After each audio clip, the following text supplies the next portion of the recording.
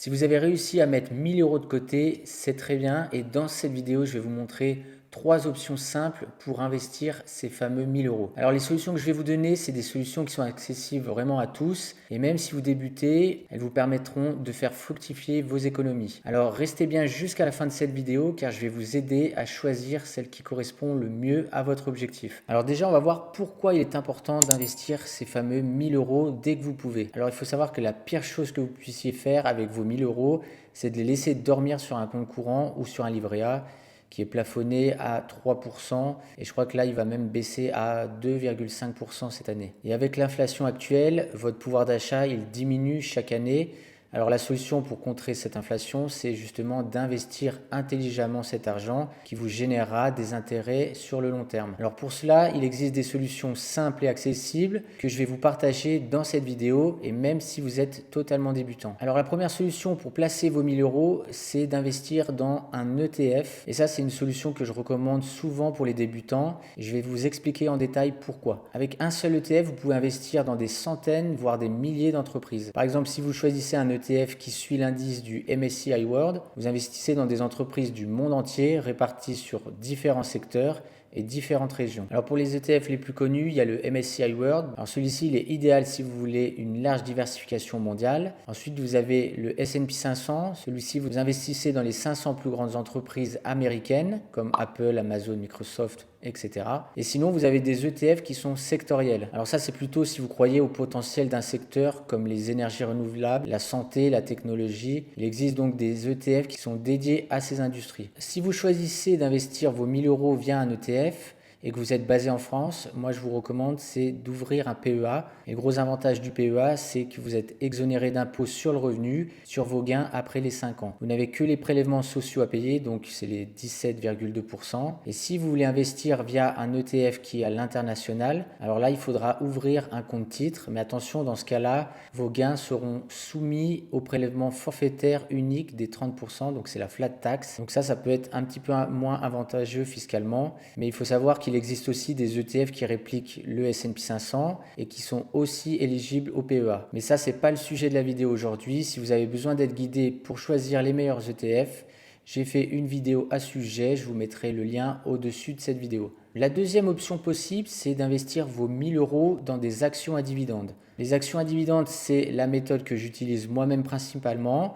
Et c'est idéal si vous recherchez à générer des revenus passifs qui sont réguliers et sur le long terme. Alors pour tous ceux qui ne savent pas encore ce que c'est un dividende, c'est des parts d'entreprises qui distribuent une partie de leurs bénéfices à leurs actionnaires. Par exemple, si vous détenez une action Coca-Cola et qu'elle verse un dividende de 3% par an, vous recevrez 3% du montant que vous avez investi chaque année. Les dividendes en France sont généralement versés soit une fois par année, soit 2 fois par an. Et aux États-Unis, c'est soit tous les mois, soit chaque trimestre généralement. Par contre, si vous choisissez cette option, il est impératif de faire une analyse fondamentale de l'entreprise auquel vous voulez investir. Si vous ne savez pas du tout comment choisir une action et faire une analyse fondamentale, j'ai également fait une vidéo complète à ce sujet. Et si vous êtes débutant et que vous êtes prêt à vous lancer en bourse, vous pouvez aussi télécharger mon e-book. Et dans ce guide, je vous explique tout pas à pas et pourquoi commencer à investir. Vous pouvez le télécharger gratuitement, le lien est dans la barre de description. Alors si vous voulez acheter des actions européennes, il faut utiliser absolument le PEA. Donc comme pour les ETF, vos dividendes seront exonérés d'impôts sur le revenu après 5 ans. Si vous voulez acheter des actions à l'international comme des actions américaines par exemple, vous devez obligatoirement ouvrir un compte titre. Et sur ce compte titre, les dividendes que vous percevez seront taxés à 30%. Alors que ce soit pour investir soit dans un ETF ou dans des actions à dividendes, moi je vous recommande d'ouvrir un compte chez Interactive Broker. C'est le courtier que j'utilise moi-même. Il est très bien, très sécurisé. Donc si ça vous intéresse d'ouvrir un compte chez Interactive Broker, je vous mets le lien dans la barre de description. Maintenant, passons à la dernière option que je vous recommande, c'est l'assurance vie. Donc l'assurance vie, c'est un outil qui est extrêmement polyvalent et très populaire en France. Et pour une bonne raison, c'est qu'une assurance vie, vous pouvez investir à la fois dans des fonds euros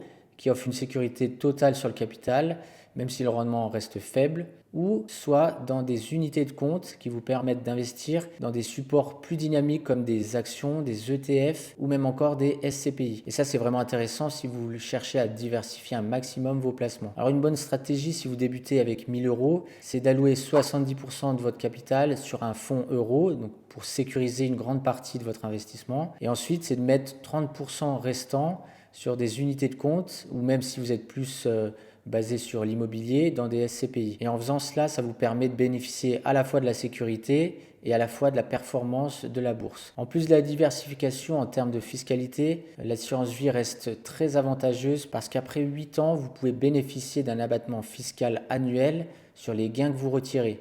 Donc vous avez 4 600 euros pour une seule personne ou alors 9 200 pour un couple.